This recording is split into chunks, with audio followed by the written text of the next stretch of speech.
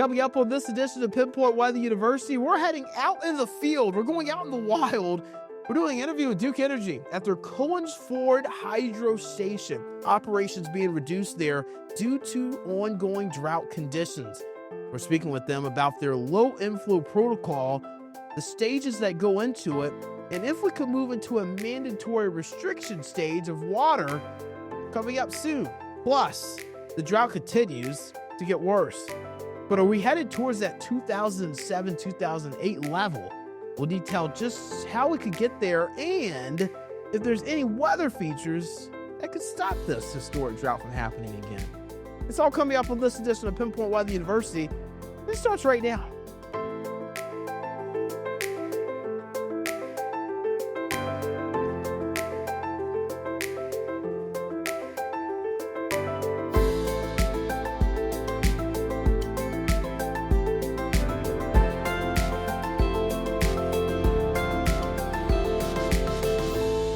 Pinpoint Weather University, my friends. I'm meteorologist Brandon Lawson here on Queen Cities Plus. I always want to shout out those that are watching us on YouTube. And if you're connecting with me on IG or on X at WXBrandon9, I appreciate you tapping in over there.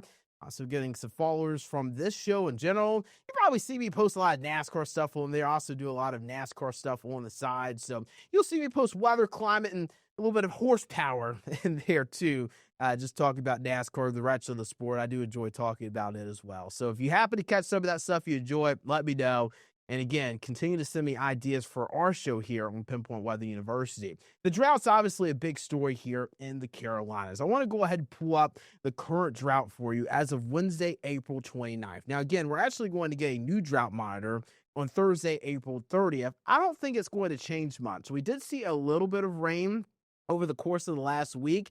It's not necessarily enough to end the drought, and it's not necessarily enough to really put a dent to the drought, but it could keep the drought from getting worse this week. I do expect extreme conditions and drought conditions to remain on the map, something we'll be watching again on that Thursday, April 30th outlook. But again, this is a drought that has been growing for quite some time now, and Duke Energy's been monitoring it. They have these stages, the low inflow protocol stages, and it's a part of a big group. It's a group called the Catawba Watery Drought Management Advisory Group. It essentially includes Duke Energy, but it has several other organizations, a bunch of water companies along the Catawba River, including Charlotte Water.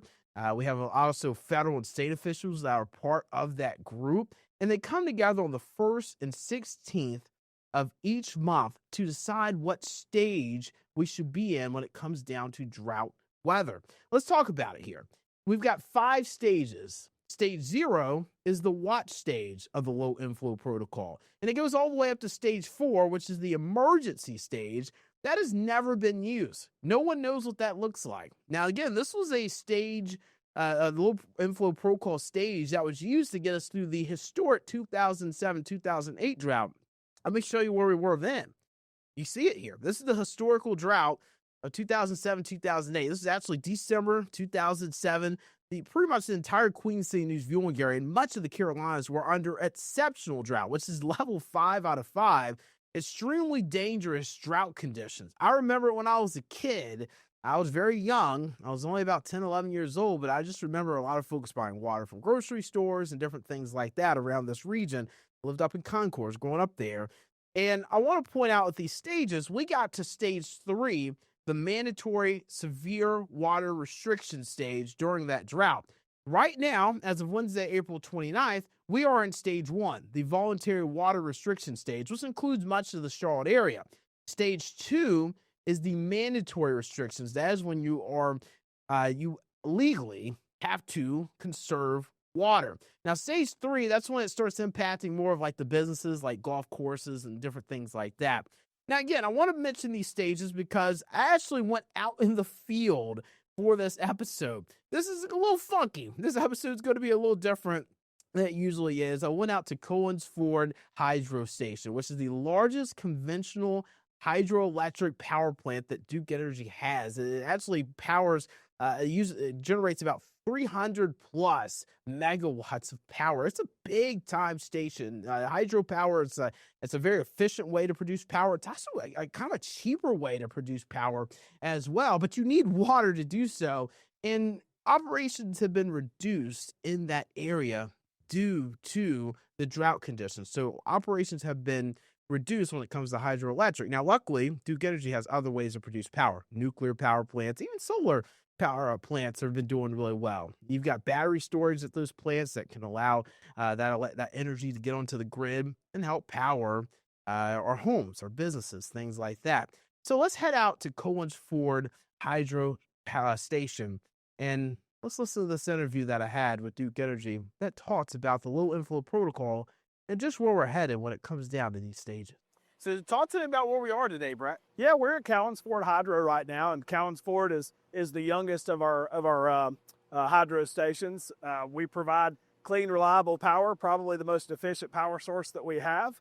But it does take a lot of water, which I think is why we're here to talk today a little bit about drought and some of the impacts on generation and broader uses. Now you were mentioning like the floodgates itself, they aren't like always coming out, right? Yeah, the things have changed here at the hydro station. Yeah, so very, very common misconception is that these floodgates are something that we kind of open and close on a regular basis, but the primary way that we pass water through is through the hydro station itself as we generate. So the majority of water that passes from one reservoir to the next actually goes through the powerhouse, not through the floodgates. It's when we get in excess that we have to use floodgates in certain situations. Let's talk about the drought program. How does the drought program work with you guys at Duke Energy? So a little bit of background, Duke Energy is part of a broader collaborative group known as the Catawba Wateree Drought Management Advisory Group. It includes not only Duke, but a lot of the municipal water users, some of the larger water users in the area, industrial water users, and of course some of the state and federal agencies. And what that group does is they're essentially the group that will communicate out when we end up in a drought situation. What they're communicating out is basically our drought playbook, known as the low inflow protocol, and it helps us when we get in these drought scenarios to reduce water loss, essentially to extend our runway until we get measurable rain or a shift in the forecast that can help bring our reservoirs back to normal target. And there's different stages in this program. That's right. That's right. So there's 5 stages of the low inflow protocol. The first stage is a watch stage, stage 0. We spent a good portion of the last 2 years in stage 0. We've had the driest October to March timeframes that we've had since we started recording that data in the early 70s. So the previous October to March 24 to 25 was the driest, and now we have gone past that in 25 going into 26. But yeah, the low inflow protocol, as we move from stage 0 to stage 1, we here at Duke Energy, we're already making water reductions, release reductions to how much we're passing from one reservoir to the next. But we're also asking the other members of the Drought Management Advisory Group to ask their customers to make voluntary reductions, to start thinking about what impact that they're having and making small changes in their day-to-day lives that can help conserve water. How do you determine how to go from one stage to the next? Yeah, so we have some pretty specific triggers in the LIP. The first is our reservoir levels or our reservoir storage compared to what it should be this time of year. Right now, we're a little below 75%, which still sounds like a lot, but we lose a lot of water over time from a lot of different uses. The other triggers are the U.S. Drought Monitor, and stream flows or flow into the system is really what replenishes our reservoirs after long, large rain events. And then you mentioned there's a lot of organizations. What are some of those organizations that are a part of this group itself? Really, most of your municipal water intake or water users, Charlotte Water's a member, City of Rock Hill, there's various members all up and down the chain. What you may not know, this Catawba Wateree system is an 11 reservoir system that stretches from all the way in western North Carolina down into South Carolina. So this system alone provides drinking water for over 2 million users. Very important, although small river basin, probably the hardest working river basin, arguably in the Southeast. And do you guys meet every once in a while? Yeah, so we meet on a monthly basis, but once we move into the further stages of the LIP will start to meet every 14 days, which is when we make determinations on what stage we're in or what stage we're going into based on those metrics I gave you. And with the drought continuing, what is your level of concern when it comes down to going to maybe some more of those upper stages? Yeah, so one of the things with drought, it's a long game. It took a while to get us here, and it'll take us a while to get out. So we don't want folks to panic. We do want folks, though, to take action. You may think it's small to make small changes like not leaving the water on while you brush your teeth or shave, or maybe taking showers instead of baths. This time of year, irrigation is a big thing. Folks want to water their lawns and water their gardens. There's very small changes that cumulatively can have a very large impact on slowing down that water loss in the system. And this is a drought that started really in the winter. So what's the difference in water usage versus the winter versus now the hotter months of the summer? Yeah, absolutely. So one of the things that I think gets taken for granted, especially during the summer months, is just simple evaporation. We can lose over 200 million gallons per day from the system just to evaporation. Of course, water uses for things like swimming pools, I mentioned irrigation. Water demand's definitely way higher in the summertime. So it's also much more visual to folks that we're in a drought in the summertime, as things that are traditionally green during that time period maybe aren't so green in drought stress. Hey, Brett, what are your long-term thoughts when it comes down to this drought? Do you feel like we'll be okay through the summer, or is it something we'll continue to have to monitor? So this is something we're going to have to continue to monitor, keep our eye on in the long term. Again, it takes a long time to get out of drought. I know folks are seeing rainfall over the past couple of days. That really doesn't have much of an impact to get us out of drought. So it's going to be a long-term thing. This isn't like storm preparedness where it's here and it's gone in just a couple of days. We're really going to have to put focus on conserving for the long term to bring us back out of this drought stage. And then how long has the Drought Advisory Management Group been around? Oh gosh, the DMAG or Drought Management Advisory Group has been around since the relicensing time frame in the early 2000s. That's a really important piece of this. That LIP, or the low inflow protocol, is a proven playbook. It's been used before. The drought of record back in 2007 to 2009. The LIP was successfully implemented to basically keep water resources available for all of those different users, but also to help us scale things back as needed to slow this drought down. Definitely brings a little bit of ease knowing that it has worked in the past. Absolutely, absolutely. We're not pulling things out of the air. We do have a proven playbook. We just need folks to do their part to help conserve water and slow this thing down. And lastly, what would you say your message would be to the public? My message to the public would definitely be that you play more of a role than you think, and just some very, very small changes can have a huge impact on how long we're able to outlast this drought. Rain will come at some point, but we're asking everybody to do their part. It's a shared resource, and everybody has a shared responsibility to help us slow that down. And then is there any world where water can be depleted completely? I think that's an unknown, but certainly something that we have a playbook for and can help reduce the impact on folks within the region long term. All right, thanks, Brett. Appreciate it. Thank you. The episode does not stop there. I've got more to chat about here on Pinpoint Weather University, including just what stage we could be in soon when it comes down to the low inflow protocol. We'll also be discussing just how long we've been in this drought and what could get us out of it. Details coming up next on Pinpoint Weather University. Welcome back into Pinpoint Weather University. I'm meteorologist Brandon Lawson. I was mentioning the drought. It's been here for a while now, and it's something that a lot of folks haven't really started to talk about until like the last couple of weeks, and that's because the water restrictions have been put into place. And the water restrictions obviously impact everybody. When it comes down to wildfire, the fire danger doesn't really apply to everyone when it comes down to burn bans, because not everybody burns. I know a lot of people that do burn brush or have their fireplace, but I also know a lot of people that don't mess with fire at all. So water is something everybody uses. Everybody has to use water. And that is why I feel like the drought is getting more attention, because it's now impacting everyone. We are being asked to voluntarily conserve water. But I do think there is a really strong opportunity with lack of rain here lately that on May 1st, Friday, May 1st, those could be mandatory water restrictions. Now, how do we get here? Again, this is a drought that's been here for a very long time now. We actually started our rainfall deficits in September when you look at the streak. September, October, November, December, January, February, March, and April so far, we've had rainfall deficits. When you look at this chart here, and including January too, you're looking at some months like November, January, March, and April, where the rainfall deficit's like around 2 inches. It's a significant rainfall deficit, and it is causing major issues for us here in the Charlotte area and across the Carolinas. Now, the drought wasn't as noticeable during the winter, and we actually talked about that a little bit with Brett Hardis with Duke Energy, as you just heard from the interview. It wasn't as noticeable during the winter because everything is dormant. Everything's dead. You're not going outside and you're cutting your grass in January. You're not doing that. Matter of fact, we did a lot of shoveling snow and ice in January, more than we did anything with our lawns.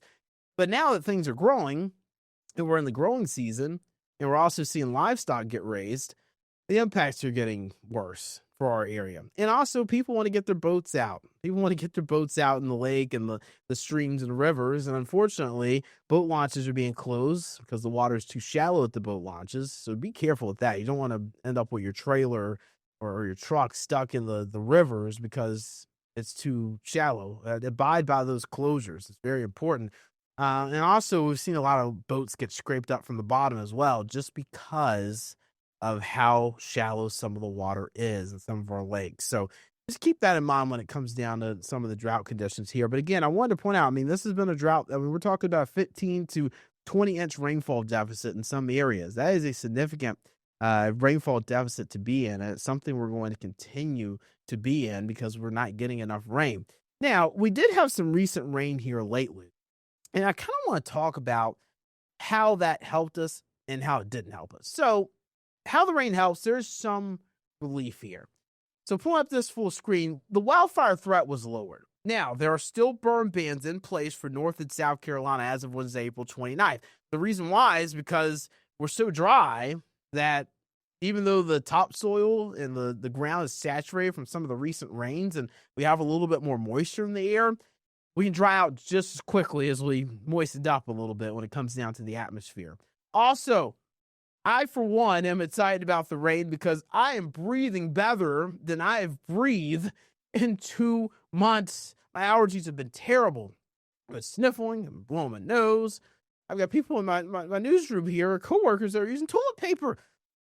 It's just so bad, the pollen. And luckily, pollen has been washing away. And we're getting into a time frame where pollen is actually going to become lesser of an issue when it comes to tree pollen. Because as we get more towards early May, mid-May, tree pollen will start to settle down a little bit. We're peaking right now, but pine pollen's already kind of slowing down. But the rest of the tree pollen should start to slow down as well. But again, pollen washed away with some of the rain. And as I mentioned before, it kind of slows down the worsening drought that we're in. So again, we're in a drought.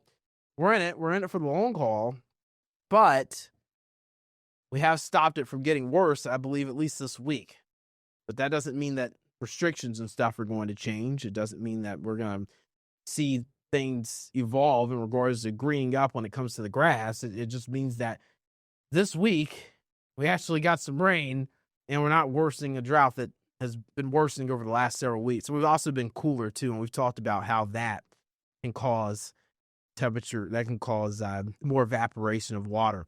Matter of fact, I believe I was with Brett Hardis of Duke Energy. He was telling me during the summer, 200 million gallons of water can just be evaporated just from the heat itself. Because remember, as you heat the ground and warm up the atmosphere is able to hold more moisture, so it evaporates a lot of that moisture out from our soil, our streams, our rivers, creeks, things like that, and we lose water that way. Now, I want to talk about some ways we can get out of this. We mentioned it last week on Pinpoint Weather University, but I want to talk about it again. The cutoff low pressure system is one common rainy scenario that we see. Cutoff low pressure systems are essentially an area of low pressure that gets cut off from the main flow of the jet stream, and it just kind of meanders around a certain area, and it can lead to several days of rainfall and continuous Gulf moisture over our area. We see this a lot during the late spring, early summer months. And this is something we would have to hope for. It's one weather phenomenon that doesn't lead to a whole lot of disaster, right? You don't tend to get too much flooding with this because it's just a constant moisture source. You don't usually get a lot of heavy rain with it. But if you're already in saturated ground and you've already had like a week of rain, it can lead to issues there. But overall, cut off low pressure system, that would provide plentiful rainfall in 1 week and help us out a little bit, at least get us back to normal for a month or so. Now, something else that I've talked about that nobody wants around here would be a tropical system. But I'm going to talk about just why I don't think the tropical system will be as big of a concern coming up just here on the other side of Pinpoint Weather. Welcome back into Pinpoint Weather University. I'm meteorologist Brandon Lawson. One more quick segment before we go here. Just want to talk about tropical systems. So during the fall months, we average about 4 inches of rainfall each month during the fall months. You're looking at September, October, November. A lot of that rain can tend to come from tropical systems. Whether they're decaying tropical systems or stronger tropical systems, we can get a lot of tropical moisture from the Atlantic during hurricane season. Now, hurricane season isn't expected to be as strong this year, and it's due to an El Nino. Now, let's point it out for you. I've actually shown this chart before. I'm very interested. We should get the new odds of an El Nino coming up on May 1st from NOAA and the Climate Prediction Center. But essentially, this is showing the odds of an El Nino as we get later into the year. I know you can't see the x-axis here. Let me kind of pull it out here, and you can see it. Like the bottom, that's showing March, April, May. April, May, June. If you look at the x-axis, the kind of the bottom part of it, I might actually be able to scroll my mouse over. You can kind of see my mouse there, my cursor. So that's looking at March, April, May, June, May, June, July. So we're looking at 3-month pairings. But notice as we get into kind of like the July, August, September, October, look at how these odds really, really go up when it comes down to the El Nino. So El Nino is definitely going to be present by late summer, early fall. And that is when we're going to start seeing hurricane season pick up. Getting into August and September, you're starting to get to the peak of hurricane season. However, when it comes down to El Nino, and as we've shown before on the show, an El Nino can lead to a lot less tropical activity because you get wind shear from the warmer waters out there in the equatorial, central, and eastern Pacific. So again, those weaker trade winds lead to warmer water, high moisture content, but you also get a very strong subtropical jet stream along the southern branch of the jet stream of the U.S., and that leads to more wind shear over here out in the Atlantic basin, and wind shear can tear these systems apart. So that's why I'm not too worried about a tropical system, but again, I don't want one, and nobody really wants a tropical system around here. But let's say we do get into more of a drier pattern in the fall, we'll be talking about a worsening drought even later this year. Something we'll have to monitor closely, and something we'll continue to monitor together here on Pinpoint Weather University. I'm meteorologist Brandon Lawson. Again, thanks for stopping by. Hopefully you enjoyed us spending a little bit of time out in the field. If you did enjoy our time out in the field, let us know. Again, you can connect with me on Instagram at WXBrandon9, on X at WXBrandon9, and also you can send our Queen City News Facebook and X page as well. Message Instagram or at Fox46 Charlotte, but if you type in Queen City News, you'll be able to find us. But send us a message saying, hey, I enjoyed having Brandon out in the field for this episode of Pinpoint Weather University. Let us know so we can get more out in the field for you and give you some more interviews on different topics, especially this one, since it's so dire for the area, with water restrictions possibly becoming more mandatory across the region as the drought worsens.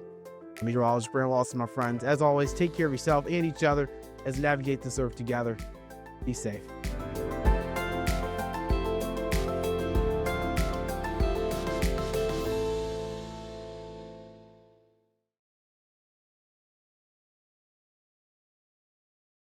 Queen City News Plus. Just search Queen City News on your smart TV's app store.